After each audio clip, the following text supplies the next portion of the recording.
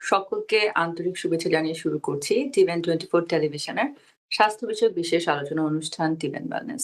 এটি বরাবরের মতো সম্প্রচারিত হচ্ছে নিউ ইয়র্কে টিভেন 24 টেলিভিশন থেকে এবং আপনাদের সাথে আমি আছি ডক্টর হাফসা ইমাম।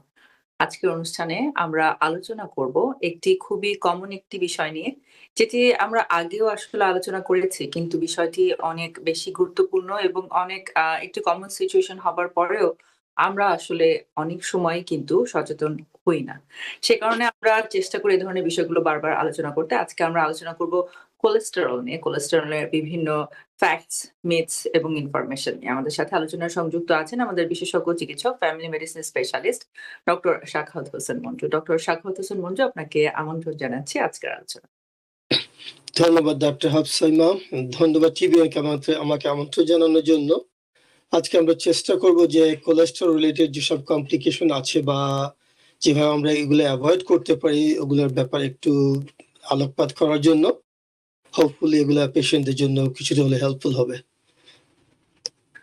আমরা শুরুতেই আসলে একটি বিষয় আমি কোলেস্টেরল সম্পর্কে আপনার কাছে জিজ্ঞেস করব। আমরা কিন্তু অনেকেই আজকে আমরা মেইনলি মিথস এবং ফ্যাক্টস গুলো একটু হাইলাইট করব। তো আমি দেখেছি যে অনেকে আমরা মনে করি যে কোলেস্টেরল জিনিসটা মানে কোলেস্টেরল মাত্রই খারাপ। কিন্তু আসলে এখানে কিন্তু আমাদের একটি ভুল ধারণা আছে। আপনি এই বিষয়ে যদি একটু বলেন শুরুতে, মানে কোলেস্টেরলটা আসলে কি? এটা আমাদের শরীরে কি ভূমিকা রাখে এবং কোলেস্টেরল মাত্রই কি আসলে খারাপ? না, কোলেস্ট্রল মানেই যে খারাপ তা কিন্তু ঠিক না। আমাদের সিম্পলি আমাদের বডির যে সেলগুলা বা কোষগুলো যেগুলো আছে এগুলো কিন্তু কোলেস্ট্রল দিয়ে তৈরি। এর মানে এই না যে কোলেস্ট্রল থাকলে এই জিনিসটা খারাপ হবে, নট নেসেসারিলি। কিন্তু কোলেস্ট্রলের মধ্যে বিভিন্ন ধরনের কোলেস্ট্রল আছে, কিছু গুড কোলেস্ট্রল আছে, কিছু ব্যাড কোলেস্ট্রল আছে।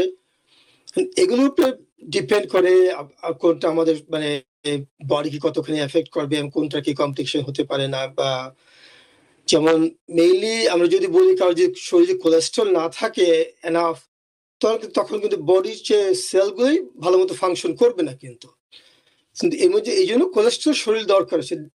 কিন্তু যখনই আপনার এই যে ব্যাড কোলেস্ট্রল বা ট্রাইগ্লিসারাইড একটা অপশন পোর্শন আছে কোলেস্ট্রলের, এগুলো যখন বেশি হাই হয় তখনই যত কমপ্লিকেশন দেখা দেয় কোলেস্ট্রলের। যেটা আমরা কমনলি জানি, আমরা কমনলি বলে হাই কোলেস্ট্রল মানে যে আমার ওই আর্টারিতে প্লাক ফর্মেশন করবে, আমার স্ট্রোক হবে, নট নেসেসারিলি। অনেক পেশেন্ট দেখা যায় তাদের গুড কোলেস্ট্রল অনেক হাই, যেটা বরঞ্চ আমি বলবো মানে ঈশ্বর জন্য মানে বেশ প্রিভেন্টারি হিসেবে কাজ করে, যে যাতে হার্ট অ্যাটাক যাতে না হয় বা আর্টারিতে প্লাক ফর্মেশন না হয়, ওগুলো কিন্তু গুড কোলেস্ট্রলটা কিন্তু ওগুলো প্রিভেন্ট করার জন্য কাজ করে। এই জন্য আমাদের জানতে হবে যে রাইট আমাদের কোনটা আমার গুড কোলেস্ট্রল, কোনটা bad cholesterol. I think the differentiate them, that's more important. So এই জন্য যখনই আমরা পেশেন্ট একটা স্ক্রিনিং করি অন রেগুলার বেসিস, যেমন কেউ যদি 35 and above যদি হয় মেলের ক্ষেত্রে, ফিমেলের ক্ষেত্রে 40 and above, আমরা রিকমেন্ড করি রিগার্ডলেস আমরা অ্যাটলিস্ট মানে বছরে একবার হলেও কোলেস্ট্রলটা চেক করেন। কিছু কিছু রিকমেন্ডেশন আছে every 3 years depending on the patient. যদি পারফেক্টলি হেলথি হয় they need to check the cholesterol every 3 years. But majority cases মানে দেখা যায়, বিশেষ করে যে আপনার ওয়েস্টার্ন ওয়ার্ল্ডে বলেন বা ইভেন আমাদের বাঙালি কমিউনিটিতে বলেন, আমাদের যে খাবারের ধরন এগুলো যেন আমি রিকমেন্ড করবো অ্যাটলিস্ট তারা যেন ইয়ারলি একবার যেন কোলেস্ট্রলটা চেক করে দেখেন। কারণ হচ্ছে কি, কারণ দেখবেন যখন কোলেস্ট্রল চেক করতে আসে মানে বিভিন্ন মানে কোলেস্ট্রল যেগুলো আছে যেমন বলি, যেমন টোটাল কোলেস্ট্রল বলি একটা, একটা হচ্ছে ট্রাইগ্লিসারাইড, হচ্ছে ট্রাইগ্লিসারাইড, একটা হচ্ছে এলডিএল, একটা হচ্ছে এইচডিএল, আর একটা হচ্ছে ভিএলডিএল, যেটা মানে অতটা মেয়ে লোকজন কথাবার্তা বেশি বলে না। কিন্তু আউট অফ অল দিস এইচডিএলটা হচ্ছে আমরা বলি ইন জেনারেল লেম্যান টার্মে যেটা আপনার গুড কোলেস্ট্রল। এটি যদি বেশি থাকে এটা স্বাস্থ্যের জন্য খুবই ভালো। কিন্তু যে ট্রাইগ্লিসারাইড বা এলডিএল বা টোটাল কোলেস্ট্রল যদি বেশি থাকে এগুলো নিশ্চয়ই স্বাস্থ্যের জন্য ভালো না, যেটা অনেক কমপ্লিকেশন তৈরি করতে পারে। এই জন্য ইন জেনারেল কোলেস্ট্রল থাকাই যে মানে খারাপ, নট নেসেসারি। এটা কোলেস্ট্রল আমাদের বডির ফাংশনের জন্য দরকার আছে। এবং আপনি যেরকম বললেন যে আসলে কোলেস্টেরলের ডিফারেন্ট টাইপ আছে। গুড কোলেস্টেরল এবং ব্যাড কোলেস্টেরল। আমাদেরকে জানতে হবে যে কোনগুলো আমাদের শরীরের ব্যাড কোলেস্টেরলকে বাড়িয়ে দেয় এবং কোন ধরনের খাবার আমাদের গুড কোলেস্টেরলকে বাড়িয়ে দেয়। সেভাবে করে আমাদেরকে আসলে একটু ডায়েট ফলো করতে হবে। যাতে করে আমাদের ব্যাড কোলেস্টেরলটা শরীরে কম থাকে এবং গুড কোলেস্টেরলটা আবার যেন বেশি থাকে। তো এই যে আমরা লিপিড প্যানেল করার কথা আপনি বললেন যে বছরে অন্ততপক্ষে একবার অবশ্যই করা উচিত। তো লিপিড প্যানেল টেস্ট সম্পর্কে যদি একটু বলেন এবং একই সাথে পেশেন্টদের আমার মনে হয় যেটা খুবই জরুরি যে কি ধরনের ডায়েট আসলে আ ফলো করা উচিত হেলথি ডায়েট কোলেস্টেরল কন্ট্রোলে রাখবার জন্য? যেমন লিপিড স্ক্রিনিং এর জন্য আমরা ইউজুয়ালি রিকমেন্ড করি, যেমন পেশেন্ট যদি ফাস্টিং স্ট্যাটাসে আসে সবচেয়ে বেস্ট হয়। তাহলে কারণ দেখা যায় যে কারো যদি হেভি ব্রেকফাস্ট বা হেভি মিল খাওয়ার পরে স্ক্রিনিংটা করি, মেজরিটি অফ দ্য টাইম দেখা যাচ্ছে যে ওর ট্রাইগ্লিসারাইড হাই হচ্ছে। কিন্তু কেউ যদি ফাস্টিং স্ট্যাটাসে আসে সবচেয়ে বেস্ট অপশন মানে লিপিড প্যানেল চেক করার জন্য। আর আপনি যেটা বললেন যে ডায়েটের উপরে, হ্যাঁ আমাদের মোস্ট অফ দ্য টাইম বিশেষ করে স্যাচুরেটেড ফ্যাট যেটা, যেমন রেড মিট যেটা কন্টেইন করে, মোস্ট অফ রেড মিট, আপনি সেটা বিফ বলেন, ল্যাম্ব বলেন, গোট মিট বলেন অথবা ফ্রাইড ফুড, এগুলো কিন্তু খুবই রিচ কিন্তু স্যাচুরেটেড ফ্যাটের জন্য। অ্যাট দ্য সেম টাইম আবার যদি কেউ আনস্যাচুরেটেড ফ্যাটি ফুড যেগুলা, ওগুলো কিন্তু মানে লিন মিট হয়তো এর মধ্যে কিছু আছে, আবার বিভিন্ন ধরনের অয়েল আছে যেগুলা বেশ, out of all the oils you can think about, the fried যে অয়েলগুলো আমি ইউজ করি, মানে আমি বলবো যে olive oil is the best option, avocado oil is best option, they are expensive, don't get me wrong. But যখনই আমরা যদি আপনার রেগুলার যে ফ্রাইং যে অয়েলগুলো ইউজ করি, ওগুলো যদি মানে আসে না যে লিমিটেড মানে ফ্রাইড ফুডের উপর যে ডিপেন্ডেন্সি থাকে, যেমন ফাস্ট ফুডের উপর ডিপেন্ডেন্সি কম থাকে, তখন কিন্তু এই স্যাচুরেটেড ফ্যাটের কনজাম্পশন অটোমেটিক্যালি কমে যায়। এই জন্য আমাদের উচিত যতটুকু সম্ভব এই যে চিজ, ক্রিম চিজ বলেন, বিভিন্ন ধরনের মিল্ক প্রোডাক্টস বলেন বা ফুল মিল্ক যদি কেউ যদি কনজাম্পশন করে, এগুলো কিন্তু স্যাচুরেটেড ফ্যাট মানে ইমপ্রুভ করার জন্য মানে কনজাম্পশনের যে অতটা নিশ্চয়ই শরীরের জন্য ভালো হবে না।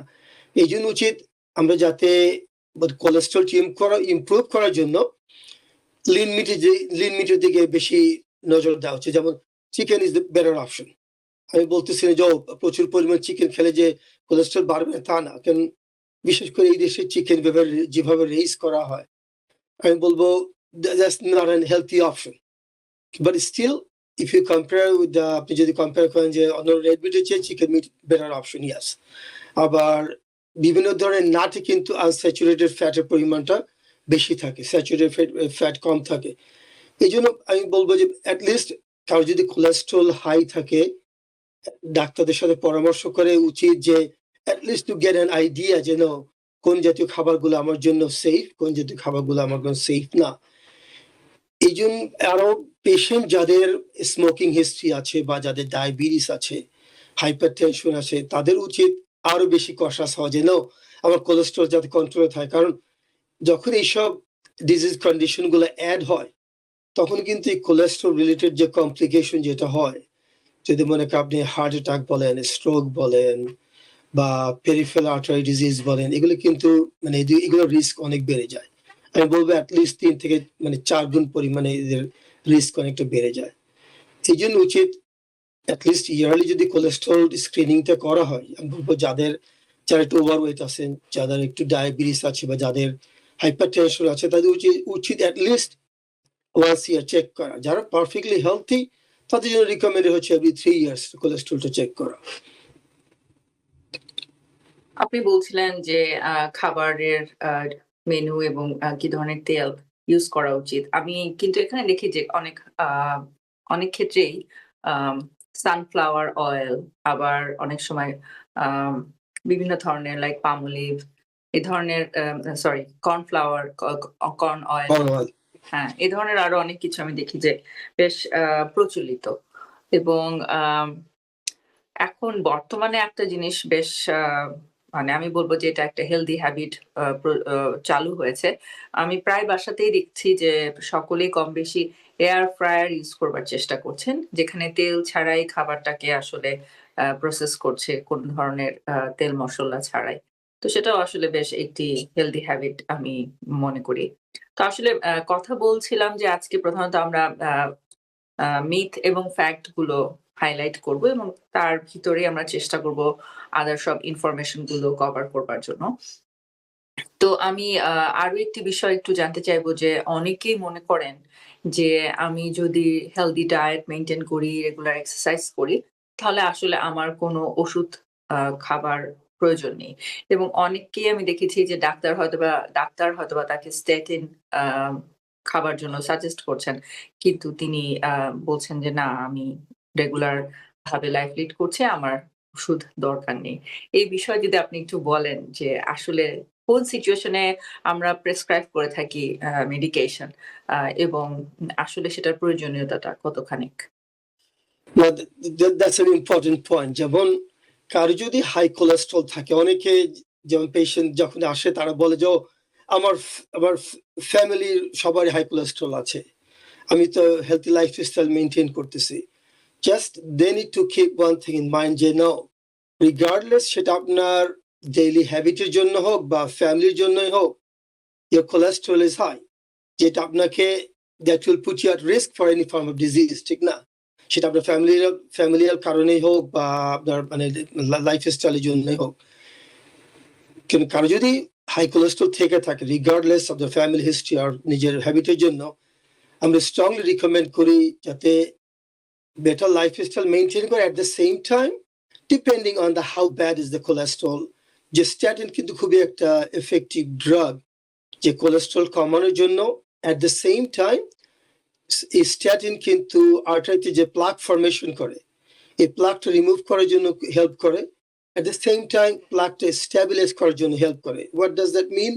কারো যদি অলরেডি প্লাক ফর্মেশন হয়ে গিয়েছে, আর্টারিতে কিছু প্লাক ফর্মেশন আছে, কিন্তু কেউ যদি স্ট্যাটিন খায়, মোটামুটি আমরা বলি border to high intensity statin যদি খায়, এগুলো কিন্তু হেল্প করে যে এইসব প্লাকগুলো কিন্তু কখনই আনস্টেবল হবে না। কারণ আনস্টেবল প্লাক মানে আড়াই থেকে একটা বেসিক্যালি প্লাক ছুটে গিয়ে ইজিলি তো পেশেন্টকে একটা হার্ট অ্যাটাক করাতে পারে বা একটা স্ট্রোক করতে পারে, অথবা পেরিফেরাল ভাস্কুলার ডিজিজের মতো একটা আর্টারিকে ক্লগ করে দিতে পারে।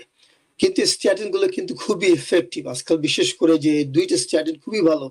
যেমন অ্যাট্রোভ্যাস্ট্যাটিন একটা হচ্ছে, মানে ব্র্যান্ড নেম হচ্ছে লিপিটো, একটা হচ্ছে রোসুভ্যাস্ট্যাটিন যে ক্রেস্টো। এই দুটো খুবই এফেক্টিভ এগুলো প্রিভেন্ট করার জন্য। এই জন্য আমরা সাজেস্ট করি যে অ্যাট দ্য সেম টাইম যে আপনার লাইফস্টাইল ভালো লাইফস্টাইল মেনটেন করেন। যেমন কেউ যদি রেগুলার এক্সারসাইজ করে তার যদি গুড কোলেস্ট্রল বাড়াতে পারে, যেটাকে আমরা বলি এইচডিএল, খুবই ভালো তাদের জন্য, মানে এগুলো প্রোটেকশন করার জন্য। কিন্তু অ্যাট দ্য সেম টাইম দেখো যদি কারো যদি ফ্যামিলিয়াল ডিসলিপিডিমিয়া আছে, চেষ্টা করতেছে মানে লাইফে স্টিল তার কোলেস্ট্রল ভালো যাচ্ছে না, আমরা স্ট্রংলি রিকমেন্ড করি যে না, অ্যাটলিস্ট কিছুটা হলে আপনি স্ট্যাটিন যদি ইউজ করেন, that will prevent all the complications from it. কারণ বিশেষ করে আমাদের বাঙালি যে খাবারের যে হ্যাবিট, যেটা যেমন রেড মিট বেশ কনজিউম করি আমরা, অর্গান মিটটা খুবই খারাপ, বিশেষ করে কলিজা খাওয়া বা মানে যত অর্গান মিট যেগুলো আজকে কিন্তু আরো খারাপ, ইভেন রেড মিটের চেয়েও খারাপ। এই জন্য আমি স্ট্রংলি রিকমেন্ড করবো যে না, আপনি এইসব রেড মিটের কনজাম্পশন কমিয়ে যদি লিন মিটের দিকে কনসেন্ট্রেট করে বেটার। আর প্রসেসড ফুড তো খুবই খারাপ, বিশেষ করে আপনি চিকেন নাগেট বলেন, এই মানে কি বলে চিকেন স্ট্রিপ বলেন, হটডগ বলেন, এগুলা এই প্রসেস মিট আরো খারাপ। এগুলা কিন্তু স্যাচুরেটেড ফ্যাটের পরিমাণ খুবই বেড়ে যায়। এই জন্য দেখবেন যে এই দেশের পেশেন্ট গুলা, বিশেষ করে আমেরিকানদের খাবার যে হ্যাবিট, এই যে ফাস্ট ফুড রেস্টুরেন্ট গুলা, কারণ fully fried food, already saturated fat, your frying in the মানে ডিপড অয়েল অলরেডি, এগুলো কিন্তু মানে এই জন্যই কিন্তু তাদের ট্রাইগ্লিসারাইড বলেন, এলডিএল বা টোটাল কোলেস্ট্রল খুবই বেড়ে যায়। এই জন্য আমাদের healthy eating habit, at the same time statin কারো যদি ডাক্তার রিকমেন্ড করে, আমি স্ট্রংলি সাজেস্ট করবো তারা যেন এই জিনিসটা ইগনোর না করেন যে না আমি ওষুধ খাবো না। ন, কারণ কারো যদি ডায়াবেটিস থেকে থাকে, কারো যদি স্মোকিং হিস্ট্রি থেকে থাকে, অথবা হাইপার টেনশন থেকে থাকে, এগুলো যখনই অ্যাড হয়, এইসব পেশেন্টের কিন্তু কোলেস্ট্রল রিলেটেড কমপ্লিকেশন কিন্তু খুবই বেড়ে যায়। তাদের মানে chance of heart attack, chance of stroke বলেন, এগুলো খুবই বেড়ে যায়। আপনি আসলে অনেকগুলো রিলেটেড গুরুত্বপূর্ণ কথা এর ভিতরে মেনশন করেছেন। তো আমি একে, একে প্রত্যেকটা কথাই যেতে চাচ্ছি। ১ম এই আমি একটু জানতে চাইবো, আপনি বলেছেন ফ্যামিলিয়াল হাইপারলিপিডেমিয়ার কথা। তো আমি একটু জানতে চাইবো যে ফ্যামিলিয়াল হাইপারলিপিডেমিয়া বিষয়টি আসলে কি? কারণ আমাদের অনেক দর্শকই হয়তোবা এটা সম্পর্কে তারা নাও জানতে পারেন। এবং এটি কেন একটি বিশেষ সিচুয়েশন এবং এটি হলে আসলে কি করণীয় সে সম্পর্কে যদি একটু আলোচনা করেন।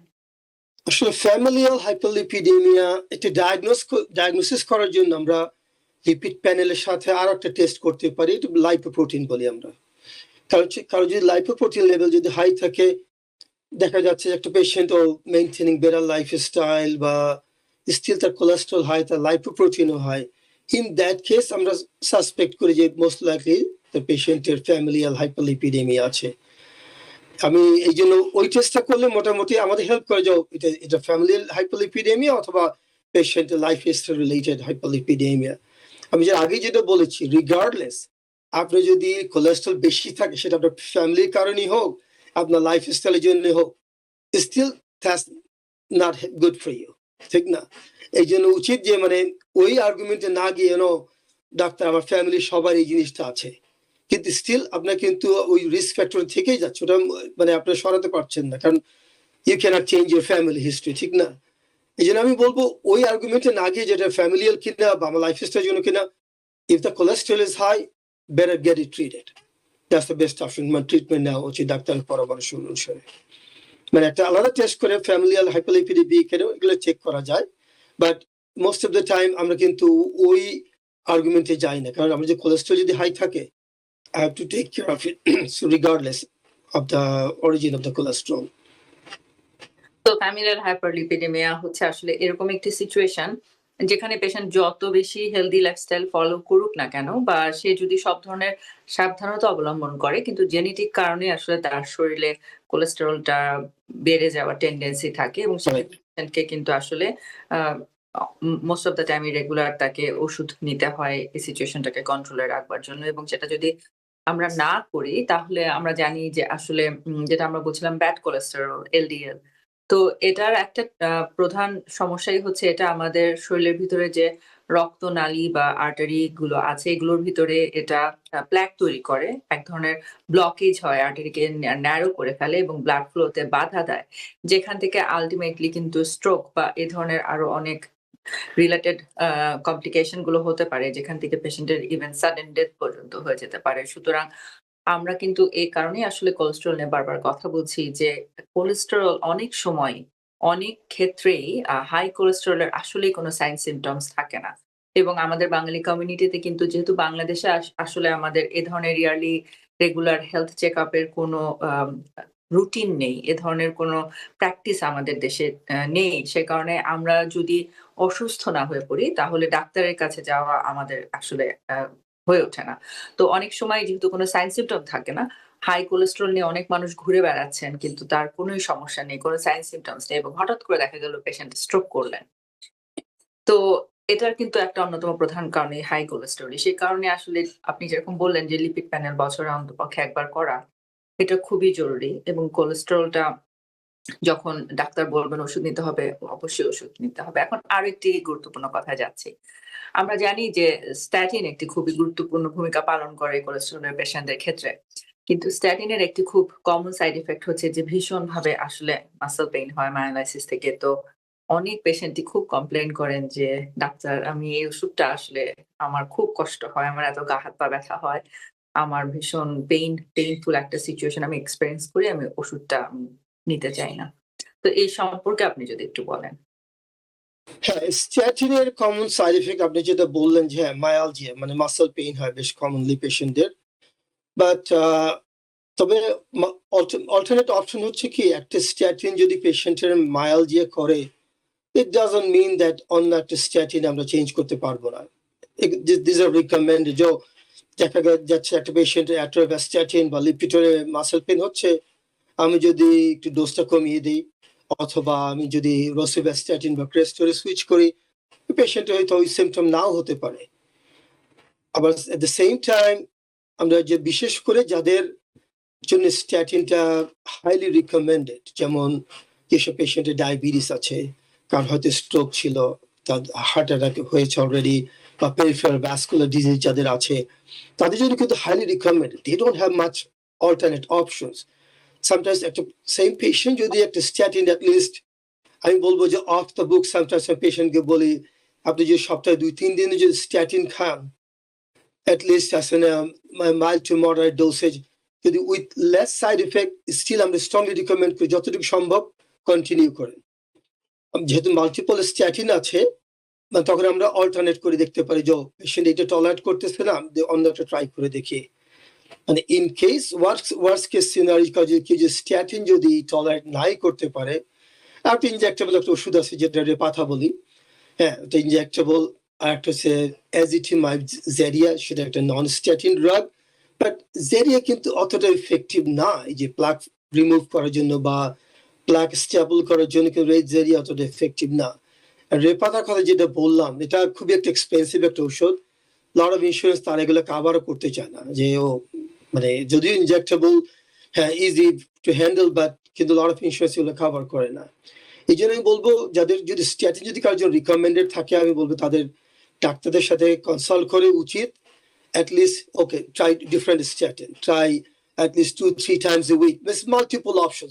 Statin is not like blood pressure ওষুধের মতো না এগুলো, কিন্তু যে আপনি যদি সপ্তাহে 2-3 দিন যে স্ট্যাটিন খান, আমি ম্যাক্সিমাম পেশেন্টকে বলে off the book you can take 2 days a week, 3 times a week, মানে কাইন্ড অফ মিডিয়াম ডোজ। যে আমি হাই ডোজে দিলাম, ঝামেলা হচ্ছে, আমি ডোজটা কমিয়ে চেষ্টা করলাম। This are the alternate option, patient এগুলো ট্রাই করতে পারে to avoid the side effects. কিন্তু দেখা যাচ্ছে যে পেশেন্ট একটা স্ট্যাটিন টলারেট করে না, তাকে আমরা অন্যটা ট্রাই করে দেখতে পারি বা লো ডোজে ট্রাই করে দেখতে পারি। অসংখ্য ধন্যবাদ আপনাকে। সুপ্রিয় দর্শক, চলে যাচ্ছি একটি ছোট্ট বিরতিতে। বিরতির পরে আপনাদের সাথে ফেরত আসবো আর অনেক গুরুত্বপূর্ণ ইনফরমেশন নিয়ে, স্পেশালি কোলেস্টেরল কি ধরনের কমপ্লিকেশন করতে পারে এবং আমাদের কি করণীয়, এগুলো নিয়ে বিস্তারিত আলোচনা করব। আমাদের সাথেই থাকুন। সুপ্রিয় দর্শক, বিরতির পর আবার ফেরত আসছি আপনাদের সাথে টিভেন ওয়েলনেস এর আজকের আলোচনায় কোলেস্টেরলের বিভিন্ন মিথস এবং ফ্যাক্ট। আলোচনায় আছেন আমাদের সাথে ডক্টর সাখাওয়াত হোসেন। ডক্টর হোসেন, আমরা আলোচনা করছিলাম স্ট্যাটিনের বিভিন্ন মাইলজিয়া এবং রিলেটেড কমপ্লিকেশন গুলো নিয়ে। তো আমি আপনার কাছে একটু জানতে চাইবো, আপনি বলছিলেন টোব্যাকোর কথা। আমরা জানি যে এটার আসলে একটা অনেক কমপ্লিকেটেড সিচুয়েশন ক্রিয়েট করতে পারে এবং জানার পরেও কিন্তু আমাদের পেশেন্টরা অনেক সাবধান করবার পরেও আসলে দেখা যায় যে স্মোকিং বন্ধ করছেন না। তো এই বিষয়ে আপনি যদি একটু বলেন, কারণ আসলে ব্যাড কোলেস্টেরল অলরেডি আর্টারির উপরে তো অনেক বেশি একটা থ্রেটেন সিচুয়েশন ক্রিয়েট করে। তারপরে স্মোকিং যেভাবে করে আসলে আর্টারিকে ড্যামেজ করে, এটা তো খুবই একটি এনহ্যান্সিং সিচুয়েশন ক্রিয়েট করে। সো টোটাল ব্যাপারটা আপনি যদি আবার একটু আমাদের দর্শকদের সাথে শেয়ার করেন। যদিও আমরা স্মোকিং নিয়েই ইন্ডিভিজুয়ালি আসলে অনেক ডিটেইল ডিসকাস করেছি, তারপরেও আপনাকে বলবো যদি একটু ছোট করে আবার। একজন স্মোকারের কিন্তু আর্টারির ভিতরে যে ওয়ালটা, এটি কিন্তু বেশ ড্যামেজ করে স্মোকিংটা। অন টপ অফ তাদের কারো যদি ডায়াবেটিস থাকে তাহলে তো কথাই নেই। এই দুটো কম্বিনেশন যদি কারো, এটা একটা কমন সেন্স, যদি মনে করেন একটা পাইপ যদি বেশি স্মুথ থাকে, এটি কিন্তু ক্লগ হওয়ার পসিবিলিটি খুবই কম থাকে। কিন্তু যখনই আর্টারির ইনার ওয়ালটা যখন ড্যামেজ হয়, তখন ওই যে ফ্লোটিং যে ফ্যাট গুলো ব্লাডের মধ্যে থাকে, ইজিলি কিন্তু মানে প্লাক ফর্মেশনটা বেশ ইজি করে। আর যেহেতু আর্টারিয়াল ইনার ওয়ালটি স্মুথ না, যখন এই ফ্যাট গুলো কন্টিনিউয়াসলি, তো আমাদের হার্ট তো আমরা ঘুমাই বা আমরা চলাফেরা করতেছি, হার্ট তো তার নিজের মতো চলতেছে, ব্লাড সার্কুলেশন হচ্ছে বডিতে, কিন্তু এই যে ফ্লোটিং যে ফ্যাট গুলা, যে কোলেস্ট্রল গুলা, যখনই একটা আর্টারিয়াল ওয়াল যদি রাফ থাকে বা কিছু, ওইসব জায়গায় কিন্তু আস্তে আস্তে মানে এগুলা লেয়ার বাই লেয়ার কিন্তু জমতে থাকে। That one of the common reason. কিন্তু দেখবেন যে এই জন্য একজন স্মোকারের যদি হাই কোলেস্ট্রল থাকে আর যদি ডায়াবেটিস থাকে, তাদের কিন্তু চান্স অফ হার্ট অ্যাটাক বা স্ট্রোক বা মানে মিনি স্ট্রোক বা টিআই যেটা বলি, বা পেরিফেরাল ভ্যাসকুলার ডিজিজের রিস্ক অনেক বেড়ে যায়। যেমন কিছুদিন আগে পেনসিলভেনিয়া আমার এক পরিচিত এক পেশেন্ট মারা গিয়েছিল, ওনার বয়স মাত্র 52। সে কিন্তু প্রচুর স্মোক করতো, তার ডায়াবেটিস ছিল না, কিন্তু অ্যাট দ্য এজ অফ 52 তার কিন্তু ম্যাসিভ হার্ট অ্যাটাকে বেচারা মারা গেছেন, মানে বাসায় বসে, মানে ইভেন তার হসপিটালে নেওয়ার সময় হয়নি। এই জন্য উচিত কিন্তু যারা স্মোকার আছেন, আমি তাদের স্ট্রংলি রিকমেন্ড করবো যে না, আপনার স্মোকিংটা বাদ দিয়ে নিজেদের কোলেস্ট্রল কেমনে ম্যানেজ করা যায়। আজকাল স্মোকিং সেসেশনের তো বিভিন্ন অপশন আছে তাদের। কেউ যদি তাদের ডাক্তারের সাথে পরামর্শ না করে, কারণ ডাক্তারের পক্ষে সম্ভব না যে মনে করো আপনি একটা ভিজিটে আসলেন যে আমি বলে দিলাম স্মোকিং করেন না, it doesn't work that way. পেশেন্টের নিজেরই ইনিশিয়েটিভ নেওয়া উচিত যে নাও আমার কোলেস্ট্রল হাই আছে, আমার স্মোকিং বন্ধ করা উচিত যাতে আমরা এইসব কমপ্লিকেশনগুলো যাতে অ্যাভয়েড করতে পারি। এই জন্য আমি বলবো যাদের স্মোকিং হিস্ট্রি আছে, ডায়াবেটিস আছে বা হাইপারটেনশন আছে, তারা আরো বেশি সচেতন হওয়া উচিত যাতে কোলেস্ট্রলটা যাতে কমানো যায়, বা তাদের ডাক্তার যদি রিকমেন্ড করে যে নাও আপনার স্ট্যাটিন খেতে হবে কোলেস্ট্রল কমানোর জন্য, আমি স্ট্রংলি রিকমেন্ড করবো আপনার যেন সেই ডাক্তারের পরামর্শ অনুসারে স্ট্যাটিনটা কন্টিনিউ করেন। কারণ হচ্ছে কি সবাই চিন্তা করে কি ওষুধের সাইড এফেক্ট, এইটা আমরা সবসময় শুনি, ও আমার ব্লাড প্রেশার হাই আছে, আমি ওষুধের সাইড এফেক্ট কি। তার এই জিনিসটা রিয়ালাইজ করেন যে আমি ওষুধটা যদি না খাই কিন্তু কোলেস্ট্রলের যে লং টার্ম কমপ্লিকেশন গুলা, কোলেস্ট্রল তো কাইন্ড অফ একটা সাইলেন্ট কিলারের মতো, কারণ কোনো সিমটম পেশেন্টের থাকে না। যেমন দেখা যাচ্ছে পেশেন্টের ট্রাইগ্লিসাইড হচ্ছে 500-600, পেশেন্ট টোটালি কোনো সিমটম নাই, all of a sudden patient হয়তো অ্যাকিউট প্যানক্রিয়াটাইটিস হিসেবে প্রেজেন্ট করতেছে অথবা একটা হার্ট অ্যাটাক হিসেবে প্রেজেন্ট করতেছে, কিন্তু এর আগে কিন্তু পেশেন্টের কোনো ধারণাই ছিল না তাদের cholesterol already out of control বা অলরেডি কমপ্লিকেশন করতেছে তাদের শরীরে। অসংখ্য ধন্যবাদ। আমরা আসলে একটু আগে আলোচনা করলাম ফ্যামিলিয়াল হাইপারকোলেস্টেরোলেমিয়া নিয়ে। রিস্ক ফ্যাক্টরের ভিতরে এই হেলথ কন্ডিশন গুলো আসলে অ্যাডেড সিচুয়েশন। ঠিক একইভাবে যাদের ডায়াবেটিস, টাইপ 2 ডায়াবেটিস আছে এবং একই সাথে আসলে যাদের ওবেসিটি আছে, এই সিচুয়েশন গুলো কিন্তু কোলেস্টেরলের জন্য খুবই হাই রিস্ক। তো আপনি যদি এই দুটো বিষয় নিয়ে একটু আলোচনা করেন, কারণ আমাদের কমিউনিটিতে আসলে ডায়াবেটিস তো খুবই কমন এবং আমেরিকায় বসবাস করবার অবস্থান থেকে কিন্তু আসলে ওবেসিটিটাও কমন, কারণ সবাই অনেক বেশি ফাস্ট ফুড ট্রাই করে থাকে। তো আপনি যদি এই দুটো বিষয় একটু বলেন। আসলে আপনি যেটা বলেন ডায়াবেটিক পেশেন্টদের কিন্তু statin highly recommended regardless of their cholesterol number. মনে করে একজন ডায়াবেটিক পেশেন্টের কোলেস্ট্রল যদি নর্মাল থাকে তারপর কিন্তু স্ট্যাটিনটা highly recommended. But most of the time যখন প্র্যাকটিক্যাল লাইফে আমরা আসি, পেশেন্টকে যদি আমরা বলি আপনার ডায়াবেটিস আছে, আপনার উচিত কোলেস্ট্রল ওষুধ খাওয়া, যেহেতু যাতে মানে প্লাক ফর্মেশন না হয় আর্টারির ভিতরে, আমি বলবো 40-50% পেশেন্ট তারা স্ট্রেট বলবে যে আমার কোলেস্ট্রল তো নর্মাল, আপনি আমাকে এই ওষুধটা দিচ্ছেন কেন। কিন্তু তারা এই জিনিসটা রিয়ালাইজ করে না যে ডায়াবেটিক পেশেন্টরা তারা খুবই ভালনারেবল, যে মানে তাদের প্লাক ফর্মেশনের জন্য আর্টারিতে বা কোলেস্ট্রল বা ডায়াবেটিস রিলেটেড যেসব কমপ্লিকেশন, তারা কিন্তু most they are at higher risk than normal people. এই জন্য উচিত যারা ডায়াবেটিক্স আছেন তাদের উচিত কিন্তু মানে স্ট্যাটিন গুলা ইউজ করা regardless of their cholesterol number. তাদের যদি কোলেস্ট্রল যদি নর্মাল লিমিটেও যদি থেকে থাকে, তাদের উচিত কিন্তু স্ট্যাটিনটা ইউজ করা যাতে এইসব আর্টেরিয়াল প্লাক ফর্মেশন তারা প্রিভেন্ট করতে পারে। কারণ একটা ডায়াবেটিক পেশেন্টের কিন্তু আমরা যেটা বলি এটা its equivalent to coronary artery disease. মানে এই জন্য কারো যদি কোনো সময় হার্ট অ্যাটাক হয়নি বা স্ট্রোক হয়নি, এইসব পেশেন্টকে আমরা যেমন এলডিএল যাতে ব্যাড কোলেস্ট্রল, যেটা আমরা অলওয়েজ আমরা ট্রাই টু কিপ বিলো 100, কিন্তু পেশেন্ট ও যাচ্ছে ও আমার কোলেস্ট্রল তো ব্যাড কোলেস্ট্রল 110 120, আপনি এটা রিকমেন্ড করতেছেন কি জন্য। এই জন্য আমরা উচিত যে রিগার্ডলেস অফ আপনার cholesterol number, if you are diabetic, আমরা স্ট্রংলি রিকমেন্ড করি স্ট্যাটিন ইউজ করার জন্য, যাতে আপনার মানে কোলেস্ট্রল রিলেটেড বা ডায়াবেটিক রিলেটেড কমপ্লিকেশন গুলো যাতে অ্যাভয়েড করা যায়। এবং একই সাথে আমরা জানি যে ডায়াবেটিস এর পেশেন্টদের ক্ষেত্রে আসলে টেন্ডেন্সি থাকে যে এলডিএল বেড়ে যাওয়ার এবং একই সাথে এইচডিএলটা কমে যাওয়ার, এবং ওবেসিটির ক্ষেত্রে একইভাবে তাই হয়। সাথে ওবেসিটি পেশেন্টদের ট্রাইগ্লিসারাইডটাও আসলে হাই থাকে। সো সেজন্য কিন্তু মানে এটা খুবই এনহ্যান্সিং সিচুয়েশন। এবং আপনি বলছিলেন আরকি লেভেল গুলোর কথা। তো সেখান থেকে আপনি যদি আসলে LDL, HDL, total cholesterol, triglyceride এর নরমাল রেঞ্জ এবং লেভেলটা একটু বলে দেন। কারণ আমি আমাদের কমিউনিটি পেশেন্টদের ভিতরে এই প্র্যাকটিসটাও খুব কমনলি দেখেছি যে সবার মোটামুটি মুখস্থ, এবং তারা নিজেরাই বলেন যে না আমার এখন আসলে এই নরমালের কাছাকাছি আছে, আমি ঠিক আছে, ওষুধ খাওয়া লাগবে না। মানে তার কিন্তু আসলে আপার লেভেল ক্রস করে হাই, কিন্তু হাইটা একটু কম হাই আরকি। সেটা সে বলছে যে নরমালের কাছাকাছি আছে, আমার এখন ওষুধ খাওয়ার দরকার নেই। তো এই যে আমাদের ভিতরে একটা নিজে ডাক্তারি করার টেনডেন্সি তো আছে।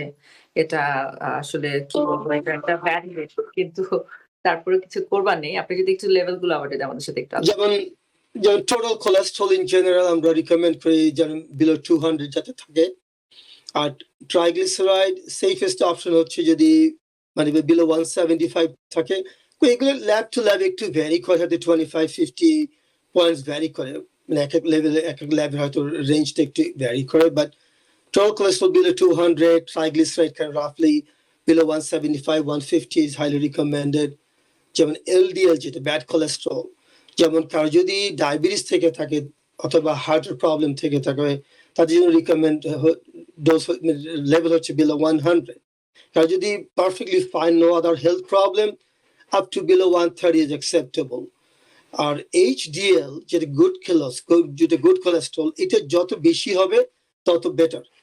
এইচডিএল বাড়ানোর জন্য কিন্তু ওষুধ খুব একটা আমি বলবো নাই বললেই চলে। এইচডিএল বাড়ানোর মেইন জিনিস হচ্ছে অ্যারোবিক এক্সারসাইজ, এটা আপনি ওয়াকিং বলেন, সুইমিং বলেন, ড্যান্সিং বলেন, যাই মানে মোর ফিজিক্যাল অ্যাক্টিভিটি কিন্তু এইচডিএল বাড়ানোর জন্য হেল্প করে। আর কিছু কিছু খাবার যেতে পারে আনস্যাচুরেটেড ফ্যাট যদি আমরা কনজিউম করি, যেমন ডিফারেন্ট টাইপসের নাটস বা এগুলো যেগুলো আছে, এগুলো কিন্তু এইচডিএল বাড়ানোর জন্য হেল্প করে। কিন্তু to go back to the level, আমি বলবো যে হ্যাঁ, এলডিএল ব্যাড কোলেস্ট্রল যদি below 100, that's the safest option. আর যদি টোটাল কোলেস্ট্রল বিলো 200, কিন্তু এইচডিএল বাড়ানোর জন্য এক্সারসাইজ, মানে আমি বলবো আনস্যাচুরেটেড ফ্যাট যদি এই জাতীয় খাবার, যেমন অ্যাভোকাডো, এটা খুবই একটা ভালো জিনিস, মানে এটা ফ্যাট আছে বাট মোস্টলি আনস্যাচুরেটেড ফ্যাট। আবার same thing with peanut is another good option. আর পিনাট অয়েলও ভালো জিনিস, আবার এই যে অলিভ অয়েল, এগুলো কম্পারেটিভলি মানে হেলথিয়ার অপশন।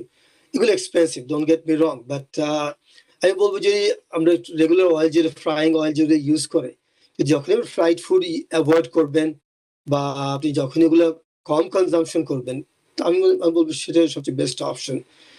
এই জন্য আমাদের উচিত যে আমাদের যে খাবার দাবার আমাদের রেগুলার বেসিস যেটা আমরা যেটা কনজিউম করে থাকি, যে প্রসেস মিট বাদ দিয়ে, কারণ প্রসেস মিট তো আমেরিকায় প্রচুর ইউজ হয়। যেমন most favourite things hot dogs, মানে chicken nuggets, chicken strips and stuff like this, এগুলো যত অ্যাভয়েড করা যায় ততই বেটার। একদমই ঠিক বলেছেন। এবং আপনি আমরা আসলে আলোচনার খুব বেশি সময় নেই। আপনি যদি প্রিভেনশন এর ব্যাপারে আমাদের দর্শকদেরকে ইন জেনারেল কিছু শেয়ার করতে চান। আমি বলবো যে প্রিভেনশনের জন্য মোস্ট অপশন হচ্ছে ফিজিক্যাল অ্যাক্টিভিটি নাম্বার 1। মানে এটা হচ্ছে মানে বিনা পয়সার ফিজিক্যাল অ্যাক্টিভিটি যেটা ইজিলি করা সম্ভব। আর এট দ্য সেম টাইম যে মানে রেড মিট কনজাম্পশন কমানো, ফ্রাইড ফুড কনজাম্পশন কমানো, ফাস্ট ফুড কনজাম্পশন কমানো। আর আচ্ছা, আর যদি কারো যদি ডায়াবেটিস থেকে থাকে, যখনই দেখবেন যে ডায়াবেটিস যদি আনকন্ট্রোল থাকে, ওইসব পেশেন্টই কিন্তু মানে কোলেস্ট্রল সামহাউ ট্রাইগ্লিসাইড বেড়ে যাবে। মানে এই জন্য যাদের ডায়াবেটিস আছে তাদেরও ডায়াবেটিস কন্ট্রোলে রাখা, আর ওবেসিটি থেকে থাকলে যে শরীরে ওজন কমানো, এগুলো কিন্তু প্রিভেনশনের মেইন অপশন। কিন্তু একটা সার্টেন পয়েন্টে দেখা যায় যে পেশেন্ট, আমি জানি না পেশেন্ট কি ফেটিক হয়ে যায় কিনা বা কিছু, সামহাউ পেশেন্ট যদি ডায়াবেটিস আনকন্ট্রোলে চলে যায়, তার ট্রাইগ্লিসারাইডও আনকন্ট্রোলে চলে যাচ্ছে, কোলেস্ট্রল আনকন্ট্রোলে, everything goes hand in hand.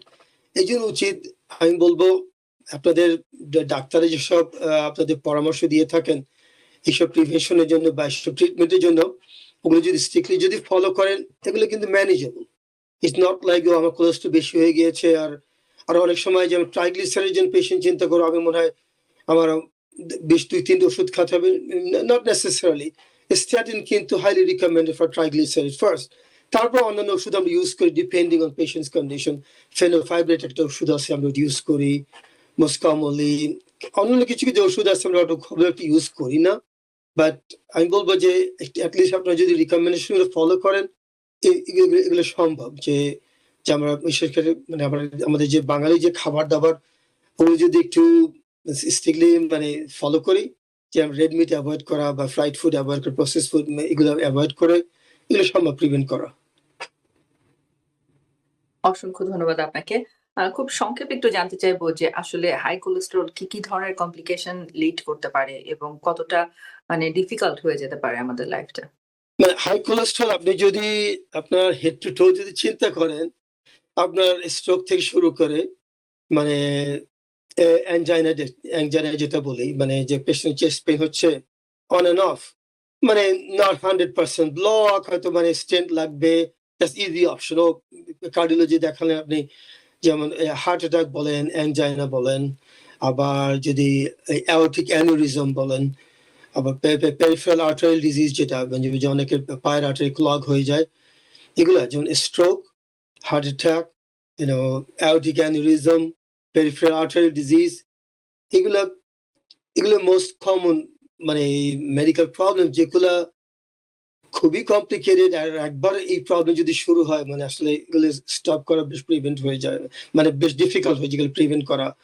কিন্তু going back to same one thing, statin, smoking cessation, weight control, diabetes management, কার যদি হাইপারটেনশন থেকে থাকে ব্লাড প্রেশার কন্ট্রোল করা, এগুলাই কিন্তু মানে core things they need to maintain, যেগুলো যদি প্রিভেন্ট করতে চান। যেটা কমপ্লিকেশন গুলো যে জানতে চাইলেন যে আপনার যে হার্ট অ্যাটাকে বলেন, স্ট্রোকে বলেন, এগুলো প্রিভেনশন ইজ দ্য কি। কারণ একটা পেশেন্ট যখন একটা স্ট্রোক করে তার কিন্তু স্ট্রোকের চান্স 3 টাইমস বেড়ে যায়। Same thing with heart attack. একবার শুরু হলে কিন্তু এসব জিনিস মানে প্রিভেন্ট করা খুবই ডিফিকাল্ট হয়ে যায়। এই জন্য আমি বলবো আর্লি প্রিভেনশন ইজ দ্য কি।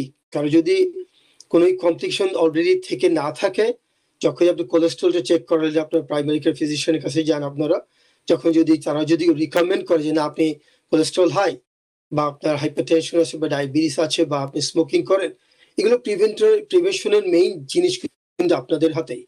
ডাক্তার কিন্তু আপনি ডাক্তার কাছে দেখতে যান, 15-20 মিনিট বসেন, ডাক্তার আপনার সাথে কথা বলে একটু তার রিকমেন্ডেশন দিয়ে আপনাকে ছেড়ে দেয়। Next 3 months, 4 months, 6 months, doctor doesn't have any clue what's going on in your life. So আপনাদের হেলথ আপনাদের উচিত সেই রেসপন্সিবিলিটি ফুললি নেওয়া। কিন্তু আমরা পারবো অ্যাজ এ ফিজিশিয়ান আপনার রিকমেন্ড করতে। আপনি যদি না আসেন, nobody knows আপনি মানে what's going on in your life. So আমি স্ট্রংলি রিকমেন্ড করবো you have options, এগুলো প্রিভেন্ট করার জন্য আপনাদের উচিত নিজেদের হেলথ রেসপন্সিবিলিটি নিজেরা নেবেন।